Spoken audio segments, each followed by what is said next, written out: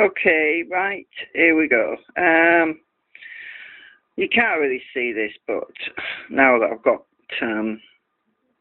but basically I've got steel wires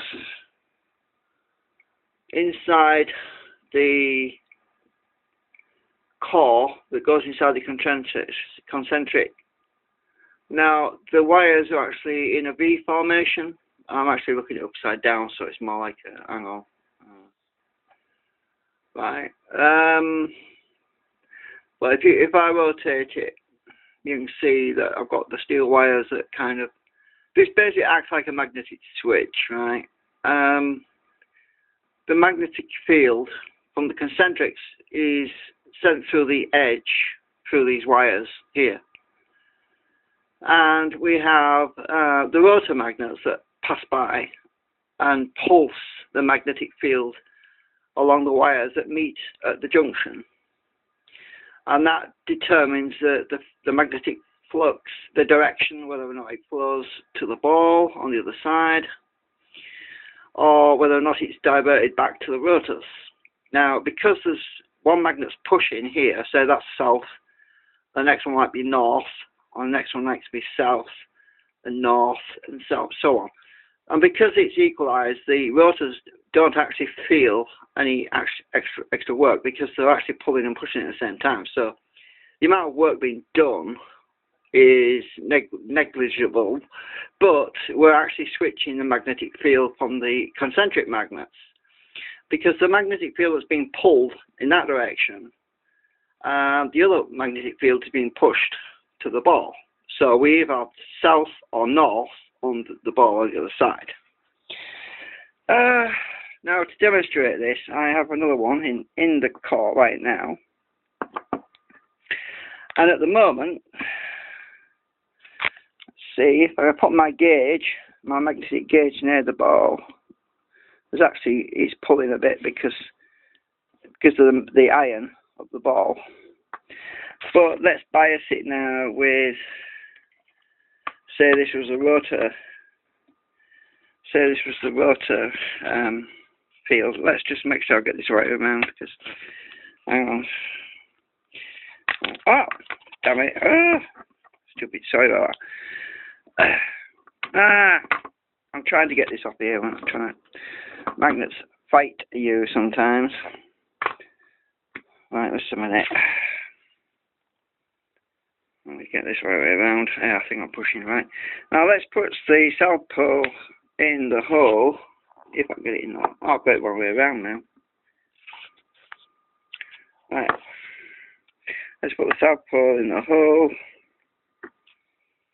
Now that would be a rotor magnet, let's see. Now we get the gauge. Oh, damn it, I've got it one way around now. It's always jumping around, it flips around on me. Right, south pole is now in the hole. It was north before. Now the magnetic gauge. Oh, what the hell? What have I done?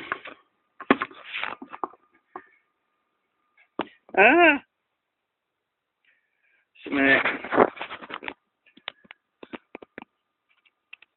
We'll get it right way around in a minute.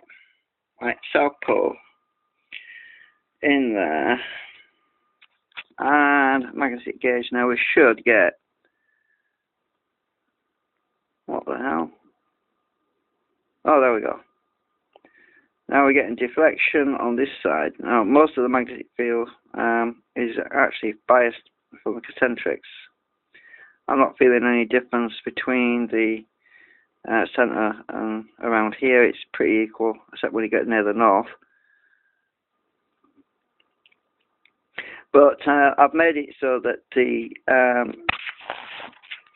rotor, basically this side, which would be the rotor. I've got chipped up. I haven't chipped my magnets. Oh, damn it.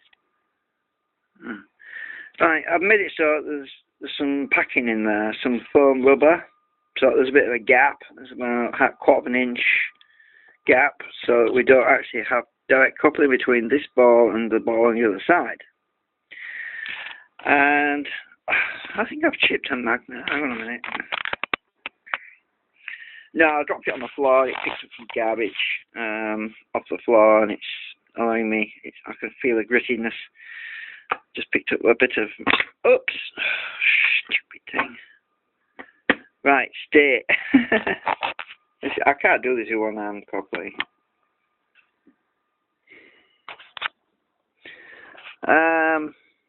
Right, there we go. That's South Pole is pushing the gauge right now. So, just really an explanation of what I'm doing with this. I'm not going to make this video 10 minutes long. 5 minutes is good enough for this. But anyway, I've made 2 of these things, and I need to. It actually sits in the middle there quite happily. It won't fall out because when you rotate this, because of the wires, you can see the wires inside. They actually line up with the magnets, and when I turn it, it flips back. So I can't actually turn it much without it wanting to flip back again. So it's self-aligning, really, as long as I've got it Star of David formation. So to get this out, I just push it down and hold it and released. But let's get the next one. It should just jump straight in there. Yeah, pretty much. Yeah, so that's what I'm basically up to at the moment. I've got 2 more of these to do, but I've already been having ideas about improving this. Even so, I'm just using steel wire for the moment. But at some point, ideally, I want to use and each piece of wire on each side is a separate piece. Ideally, I want to bend a piece of wire in a V formation and actually set it in the mould while I'm actually casting the resin, and that's going to be fiddly. I'd have to rig up some sort of jig to hold all the wires in place while the resin sets.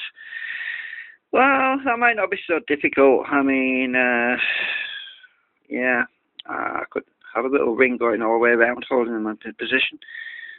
Something. It would be better, it'd be more efficient if it was all one piece. It's always holes drilled at an angle and 2 separate wires basically meet loosely in the middle, which is not exactly perfect, but it works. I'm hoping it works anyway. And I'm waffling again. It's already getting up to 8 minutes. Thank you.